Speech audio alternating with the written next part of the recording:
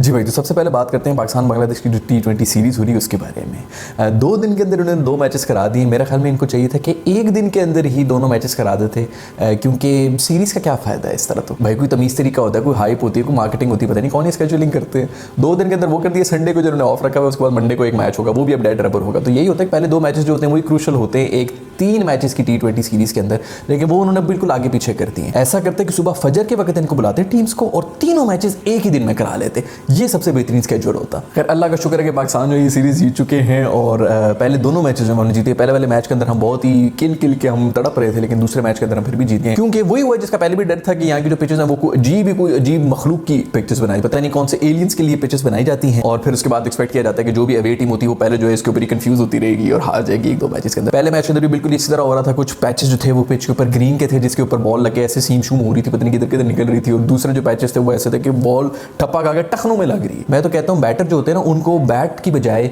झाड़ू पकड़ा देना चाहिए था इनको, ताकि वो पिच के ऊपर बैठ कर बस झाड़ू ही फेरते रहे, क्योंकि बॉल तो इससे ऊपर जा नहीं रही थी। खैर वो इंटरनेट पे कोई स्टैट भी मैं पढ़ा था जिसके अंदर ये लिखा गया था कि ये पहली टीम है जो हमें 125-126 का रन किसी ने चेस किया है इस ग्राउंड के ऊपर बांग्लादेश के अंदर। ऑस्ट्रेलिया भी नहीं कर सकी थी, न्यूजीलैंड भी नहीं कर सका था, इवन बांग्लादेश खुद भी कभी नहीं कर सका था। तो पाकिस्तान में हमें वो पहली टीम है पिछले साल में जितने भी T20 हुए जिसके अंदर इन सबको हरा दिया था। फिर दूसरे मैच में एक बड़ा अनफॉर्चुनेट इवेंट भी हो गया जिसके अंदर शाहीन शाह अफरीदी को जब छक्का पड़ गया तो उनको तब चढ़ गई। उन्होंने बॉल उठा के नेक्स्ट बॉल जो है सीधा बैट्समैन की पसलियों में मार दी है।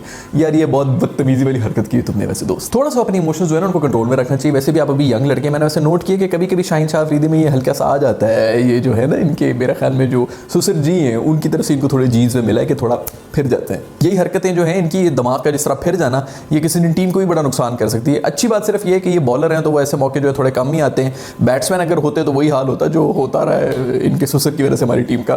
खैर अच्छी बात यह है कि शाहीन शाह अफरीदी ने फौरन जाके जो है वो माफ़ी भी मांग ली इनसे, और ना सिर्फ यहाँ पर माफ़ी मांगी बल्कि जब मैच खत्म हो गया तो उसके बाद भी इनके पास जाके उन्होंने माफ़ी मांगी, और शुक्र अंग्रेजी में मांगी ताकि बाकी लोगों को भी समझ आ जाए।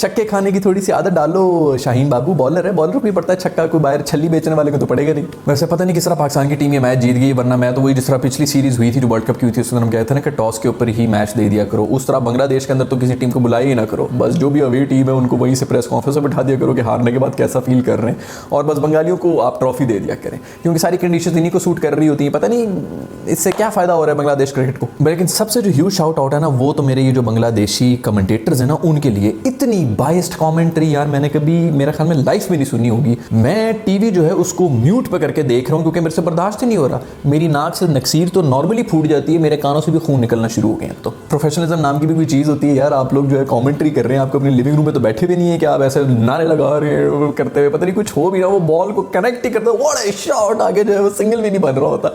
अजीब पागल मुंह से थूक निकल रही है, चीखें मार रहे हैं, अजीब पता नहीं किस किस्म के कमेंटेटर्स बिठाए हुए यार। पता नहीं कोई बंदा मुझे कह भी रहा था कि यार इनकी कमेंट्री देख के तो अपना वो जो बाजिद खान है ना वो भी अच्छा लगना शुरू हो गया। खैर पहला T20 जो था उसके अंदर क्या ज़बरदस्त हिटिंग की थी हमारे शेडी एंड नवाज ने। यार नवाज जो है ना बड़ी ज़बरदस्त फाइंड है। इस बेचारे की टीम में इतनी जगह बन नहीं रही क्योंकि इमाद वसीम भी बहुत ही बेहतरीन आपका पावर प्ले के अंदर बॉलर है, बट बेहतरीन बॉलिंग और बड़ा बेहतरीन हिटर भी है। मैं बड़ा खुश हुआ कि इनकी फॉर्म वापस भी आई और पहला जो T20 था वो इन्होंने जिताया हमें। पाकिस्तानी टीम के लिए बहुत अच्छा है कि आपकी जो बेंच स्ट्रेंथ है ना वो इतनी स्ट्रॉन्ग हो चुकी है। मेरा ख्याल में किसी भी टीम की जो कामयाबी का सबसे बड़ा राज होता है वो होता यही है कि आपके जो बेंच के ऊपर प्लेयर्स बैठे हुए होते हैं वो पूरी तरह प्रिपेयर्ड होते हैं प्लेइंग 11 में खेलने के लिए, और फिर टीम के अंदर भी एक हेल्दी किस्म का कॉम्पिटिशन शुरू हो जाता है। हमें तो आदत होगी तो इन प्लेयर्स की जो कि मेरे ख्याल में 9-9 साल खेलते रहे और उनको पता था कि हमारी कोई रिप्लेसमेंट ही नहीं है, तो आराम से सरकारी नौकरी समझ के खेल रहे थे। खैर पहले T20 के अंदर ये जो फिजू ने बॉल कराई थी ना रिजवान को, आय हाय हाय, मैं कहता हूँ ऐसी कमाल बॉल थी इसके ऊपर कोई कुछ कर ही नहीं सकता। इस बॉल को देख के बिल्कुल वो वाली बॉल याद आ गई जो शाहीन शाह अफरीदी ने कराई थी KL राहुल को। खैर सुना है कि बांग्लादेशी जो लोग हैं उनमें से कुछ लोगों को बहुत ज़्यादा प्रॉब्लम भी हुई है कि पाकिस्तानी जो हैं वो ज़मीन के अंदर पाकिस्तान का झंडा क्यों गाड़ के प्रैक्टिस कर रहे होते हैं। यार ये ऐसे कौन सी हरकत होगी ये।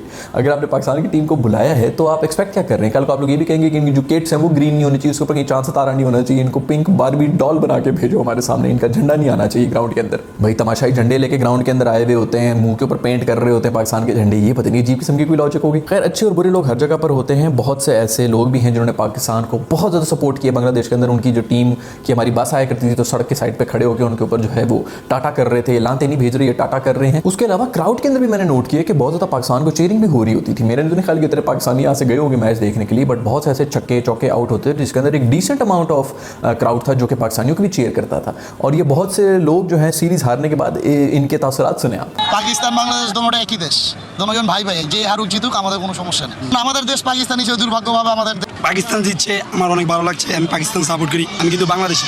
I love Pakistan, I love Bangladesh. सुना कि जो पाकिस्तानी टीम की प्रैक्टिस सेशन हुआ करता था उसके अंदर भी नेट्स के बाहर भी बांग्लादेशी जो है वो खड़े होते थे, देख रहे होते थे अपने फेवरेट प्लेयर्स को। थैंक यू वेरी मच यार, क्या लव, इसी तरह लव जो है वो स्प्रेड होना चाहिए इस पूरे रीजन के अंदर, क्योंकि लड़ लड़ के तो हमने देख लिए कुछ भी नहीं मिल रहा, जलील ख्वार हो रहे पूरी दुनिया के अंदर। मैं थोड़ा सा प्यार भी कर लेते हैं हम। वैसे ऑस्ट्रेलिया से हारने के बाद ना सेमीफाइनल अपनी रवायात पे वापस आ चुके थे। पहला T20 जो था हमने बांग्लादेश से जो हम खेल रहे थे उसके अंदर हम पूरी तरह से प्रिपेयर थे कि इसके अंदर हमने हो जाना है जलील, लेकिन ये जो झंडे वाली बात आ गई ना, ये बीच में इस तरह से पाकिस्तान उनके खैर आ गई और ये जीत गए। पहले T20 के अंदर मैं देख रहा था एक बड़ा ज़बरदस्त किस्म का सीन हुआ था। वो ये हुआ था कि बाबर की इतनी खूबसूरत निक हुई थी और किसी ने अपील नहीं की, वो आउट ही नहीं उसको दिया।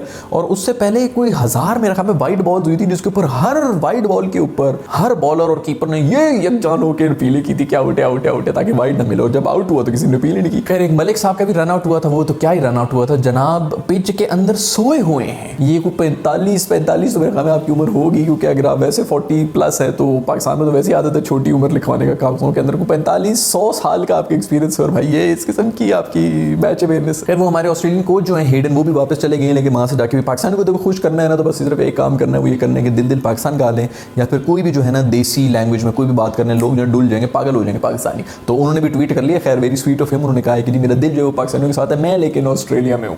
और टीम बेहतरीन परफॉर्म कर रही है। पता क्या, इसी तरह होना चाहिए कि जो कोचेज है ना वो कोचेज की तरह ही होने चाहिए, वो सेलिब्रिटीज़ नहीं होने चाहिए। हमारे तो जितने भी कोच थे वो खुद बन जाते थे सेलिब्रिटी कि भाई मैं एक बहुत बड़ा सुपरस्टार हूँ, था, अभी भी हूँ, और तुम सब जो वो भी बच्चे हो, मैं तुम लोग बताता हूँ किस तरह करना है। इस तरह नहीं काम चलता। इनको ज़रा सुपरस्टार बनने दें, उनको जो है सेलिब्रिटी बनने दें। हमारे जितने भी कोचेज आते हैं इस किस्म के जो सुपरस्टार बने हुए होते हैं, बेड़ा गर्क हुआ होता है, पता लग रहा है कि टीम के अंदर जो कंट्रोल है वो कप्तान का है और वो ग्राउंड के अंदर नजर आ रहा है। तो इसी तरह चलो यार, हमें कोई बड़ा नाम नहीं चाहिए, अगर ऐसा कोई कोच चाहिए तो वो शरीफ से चाहिए जो कि साइड पर बैठा रहे, बस अपने काम से काम रखे। एंड मेरे शेर हसन अली ने क्या कम बैक किया, वाओ मैन, मतलब आए ड्रॉप कैच के बाद उसने आगे जो मैच खेला है उसके अंदर बॉय ने मैन ऑफ द मैच भी ले लिया। क्या कोई सेंड ऑफ वगैरह नहीं है, वैसे रही बदतमीजी, इतना भी नहीं ओवर होना चाहिए। उसके ऊपर इनको फाइन भी हुआ है, लेकिन बॉय का जो है वो कम बैक हो गया। बॉय ने कोई पेस के साथ बॉलिंग की, ये देखो 219 किलोमीटर/आवर की स्पीड पे उसने बॉलिंग करानी शुरू कर दी। पता नहीं कौन सी स्पीड गन्स हैं ये यार। उधर शुएब अख्तर बेचारे को उल्टियां लग गई ये देख के, स्पीड गन्स हैं ये, पता नहीं कोई नशाई जो है उसको बिठाया हुआ आपने कि वो टाइप कर रहा है। खैर एक और खबर ये भी आई है कि जो टिम पेन है उन्होंने क्रिकेट से रिटायरमेंट का ऐलान कर दिया है, क्योंकि उनके कुछ गंदे किस्म के टेक्स्ट जो हैं वो अपनी गर्लफ्रेंड को भेज रहे थे, वो पकड़े गए, वो लीक हो गए। तो ये इस किस्म की तो हरकतें होती हैं। देखो बात सुनो, ये जो है ना एक तो शादीशुदा तुम ऊपर से इस किस्म की गंदी हरकतें तुम कर रहे होते हैं लड़कियों के साथ, ये अल्लाह माफ़ करे, ये किसी का भी देखो मुझे तो ये समझ नहीं आता इसने रिटायरमेंट क्यों लिए यार। पाकिस्तान में तो ऐसी कोई चीज़ लीक हो रही थी, वो कहते हैं ये मैं हुई नहीं, ये फेक है सब।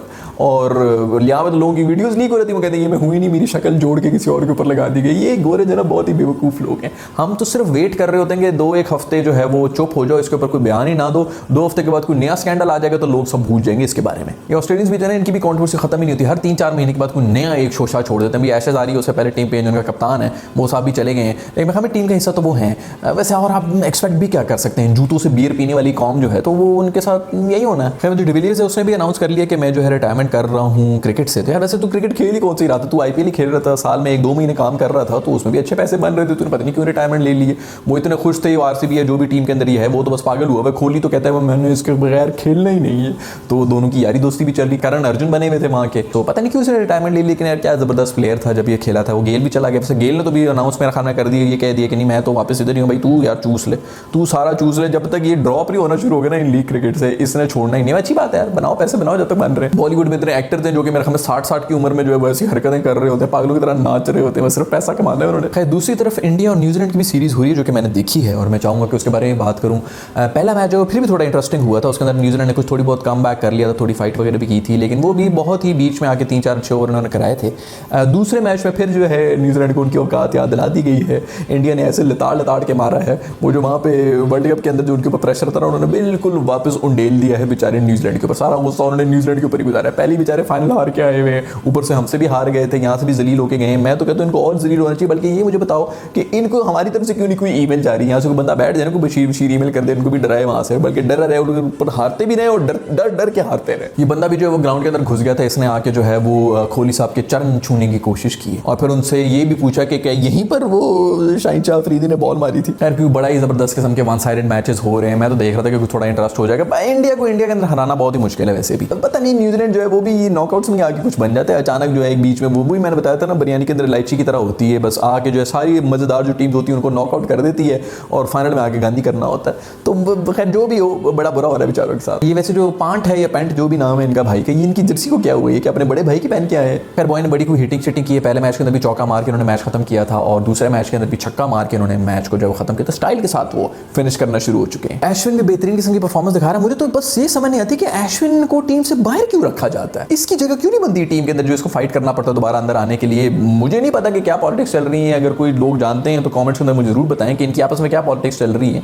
अश्विन की जगह क्यों नहीं बनती है हमेशा टीम के अंदर। मेरा ख्याल में तो मैं इसको उनका बेस्ट स्पिनर मानता हूँ। खैर इंडियन टीम के अंदर बहुत ही मेजर किस्म की तब्दीलियाँ आ गई हैं, जिसके अंदर उनके कोच जो हैं वो भी चेंज हो गए हैं। ड्रेविड जो है वो आ चुका है और कैप्टन जो है वो रोहित शर्मा हो चुके हैं। जो मैं जितना बड़ा फ़ैन हूँ ना ड्रेविड का, मेरे ख्याल में शायद ही कोई होगा, क्योंकि इस बंदे में क्लास है, ना सिर्फ उसमें टैलेंट है और परसिस्टेंस है बल्कि उसमें क्लास है, डिसिप्लिन है। और वो यही जो एक बड़ा सेलिब्रिटी होता है ना, जो एक बड़ा स्पोर्ट्समैन होता है, वो इन्हीं चीज़ों से बनता है। और ये मेरे ख्याल में एक वाहिद चीज़ जो कि लैक कर भी रही थी इंडियन टीम के अंदर, क्योंकि वो अगर परफॉर्म अच्छा भी कर रहे थे तो उसके बाद इतना ओवरडू कर लिया करते थे लोग, जो है ना वो थोड़े से पुट ऑफ हो जाया करते थे कि यार इतना ज़्यादा क्यों शो ऑफ कर रहे हो, टेक इट ईजी। ठीक है सेलिब्रेशन एक तरफ होती है, लेकिन बहुत ज़्यादा जो है ना थोड़ा ओवरडू हो रहा था, ज़्यादा ही बॉलीवुड स्टाइल की अप्रोच आ चुकी थी। मेरा ख्याल में ड्रेविड की वजह से वो चेंज हो जाएगी, जो कि एक बहुत ही खुशाइन बात है। वैसे और कुछ हो ना हो, शर्मा के कप्तान बनने के बाद एक चीज़ तो कंफर्म हो चुकी है कि भाई टीम अब टॉस जीता करेगी। कोहली बेचारा जो मर्जी अचीव कर ले, मासूम ने कभी टॉस जीतना जो है वो नहीं सीखा। आजकल की क्रिकेट के अंदर तो टॉस इतना ज़्यादा इंपॉर्टेंट हो गया कि मैं कहता हूँ जो बंदा जो है ना टॉस स्पेशलिस्ट हो, जिसकी किस्मत अच्छी हो, जुए शुए में अच्छा हो,